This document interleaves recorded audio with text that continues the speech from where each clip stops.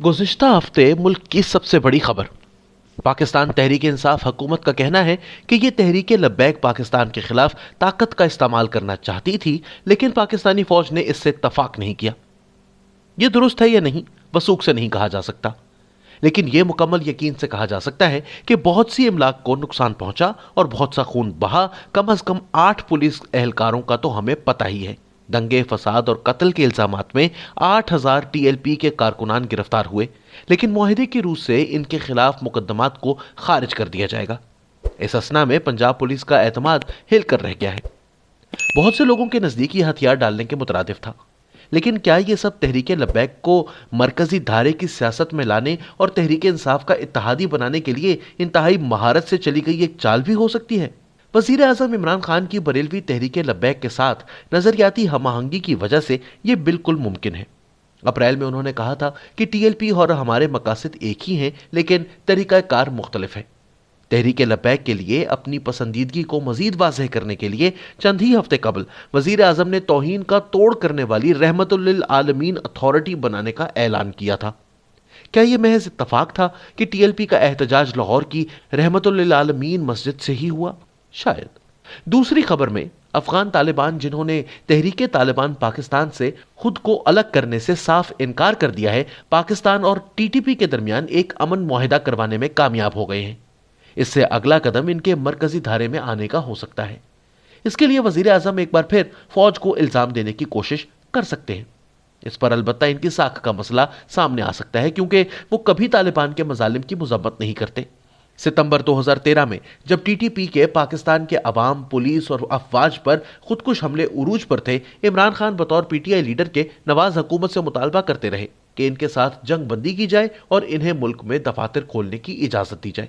तहरीक तालिबान पाकिस्तान ने शुक्रगुजारी का इजहार इमरान खान को अपनी तरफ से हुकूमत के साथ मुज़ाकरात करने वाली कमेटी का हिस्सा बनने के लिए नामजद करके किया। इनके अलावा इस कमेटी में मौलवी समीउल हक मरहूम और मौलवी अब्दुल अजीज लाल मस्जिद वाले भी शामिल थे। फिर चंद ही हफ्तों बाद टीटीपी ने एक वीडियो रिलीज की, जिसमें इन्हें 23 एफसी एहलकारों के सरों के साथ फुटबॉल खेलते हुए देखा जा सकता था। दिसंबर 2014 में एपीएस पेशावर का सानहा पेश आया, जब एक माह बाद इमरान खान और इनकी नई नवेली दुल्हन रेहाम खान ने स्कूल का दौरा किया, तो इन बच्चों के वालिदैन ने इनका इस्तकबाल गो इमरान गो के नारों से किया था। अब हाल यह है कि दहशतगर्द ग्रोहों पर पाबंदियों की बातें हवा में तहलील हो चुकी हैं। टीएलपी और टीटीपी के भारतीय एजेंट होने के इल्जामात के साथ भी कुछ ऐसा ही हुआ है। इन फैसलों के नकादों को वजीर आजम इमरान खान और इनके हमनवा खूनी लिबरल कहकर रद्द कर देते हैं। ये इस्तेलाह, जिसे वजीर आजम 20 साल से इस्तेमाल करते आ रहे हैं, इसमें टीएलपी के मुसालिहतकारों के सरबराह मुफ्ती मुनीबुर रहमान ने थोड़ा सा रद्दोबदल करके खून के प्यासे लिबरल कर दिया है। इससे ज्यादा वजाहत मुमकिन नहीं। जिस तरह वजीर आजम नरेंद्र मोदी भारत को मुसलमानों और मसीहियों से पाक करना चाहते हैं, इमरान खान पाकिस्तान को लिबरल गंद से पाक करना चाहते हैं, और ये इस्तेलाह यानी लिबरल्स कम वो तवातुर से इस्तेमाल करते हैं। लेकिन ये मखलूक है कौन, कितनी तादाद में है, क्या चाहती है? हमारे वजीर आजम इससे नफरत क्यों करते हैं? और पाकिस्तान के मुस्तकबिल पर लिबरलिज्म या आज़ाद ख्याली की शिकस्त से क्या फ़र्क पड़ेगा? मुझे भी लिबरल्स कम का एक छोटा सा हिस्सा समझिए, क्योंकि कोई भी शख्स जो दहशतगर्दों की इस आओ भगत से नाला है वो लिबरल है। हमारी कुल तादाद कितनी है? कुछ अर्सा कबल एक मशहूर आलिम ने इन खूनी लिबरल्स की तादाद 300 बताई थी। उनका कहना था कि बाकी पाकिस्तानी अच्छे मुसलमान हैं, लेकिन इस वक्त जितनी तादाद में लोग इन फैसलों की मुखालिफत कर रहे हैं, लगता है तादाद कई हजार गुना ज्यादा है। लिबरल की तारीफ करना ही खासा मुश्किल काम था, अब खूनी लिबरल की निशानदेही करना और भी मुश्किल हो गया है। लेकिन अगर वसी तनाजुर में देखा जाए तो लिबरल शख्सी आज़ादियों और तमाम इंसानों, मर्द और औरत की बराबरी में यकीन रखते हैं। ये लोग एक दूसरे से हर वक्त लड़ते रहते हैं, लेकिन तनव्वो, इज्तमाइयत और एक ऐसी जमहूरियत को मुकद्दम जानते हैं जहां आइन की हुक्मरानी हो। इनमें से कुछ बहुत मजहबी होते हैं, कुछ इस पर इतना जोर नहीं देते। जिस तरह सख्त मजहबी लोगों में बहुत से लोग मुनाफिक होते हैं, लिबरल्स में भी बहुत से बुरे अफराद होते हैं। यह कहना मुश्किल है कि इमरान खान पाकिस्तान की हर बुराई की जड़ लिबरल्स को क्यों करार देते हैं।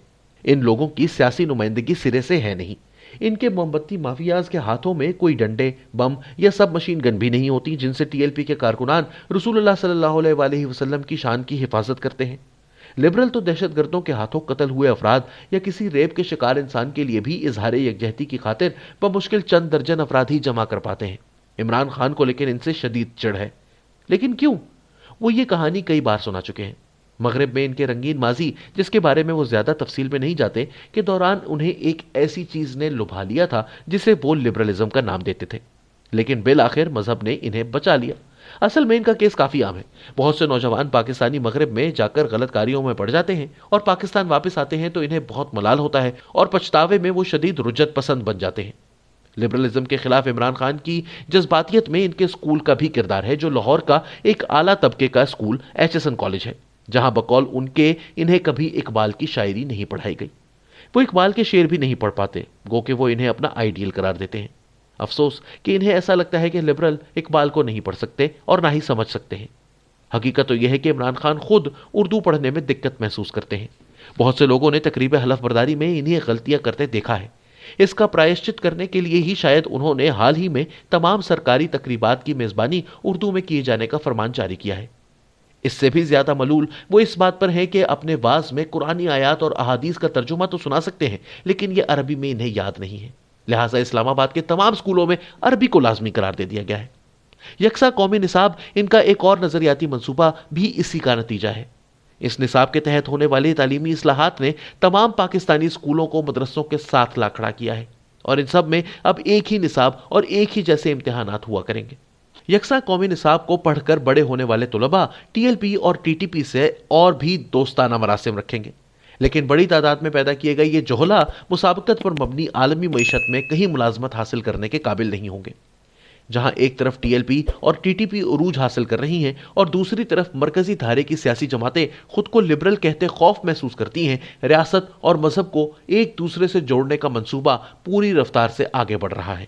پاکستانی غیر مسلم تو سب و شتم کا نشانہ بنتے ہی رہیں گے، لیکن فرانسیسی سفیر کو نکالنے کے مطالبے پر اصرار یہ واضح کرتا ہے کہ ٹی ایل پی کے مقاصد مقامی نہیں بلکہ عالمی سطح کے ہیں۔ جہاں تک ٹی ٹی پی کی بات ہے، افغانستان پر ایک نظر ڈال لیجئے، آپ کو پتہ چل جائے گا کہ یہ ہمیں کہاں لے جانا چاہتی ہے۔ اہم ترین بات یہ ہے کہ ٹی ایل پی اور ٹی ٹی پی متشدد تنظیمیں ہیں، ایک بریلوی ہے اور دوسری دیوبندی۔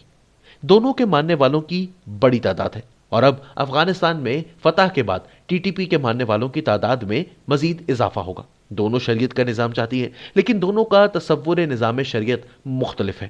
کون غالب آئے گا، اس کا فیصلہ محض طاقت کے استعمال اور خانہ جنگی سے ہی ہو سکتا ہے۔ عمران خان یقیناً ایک نیا پاکستان چھوڑ جائیں گے، البتہ یہ وہ نیا پاکستان نہیں ہوگا جس کا انہوں نے وعدہ کیا تھا۔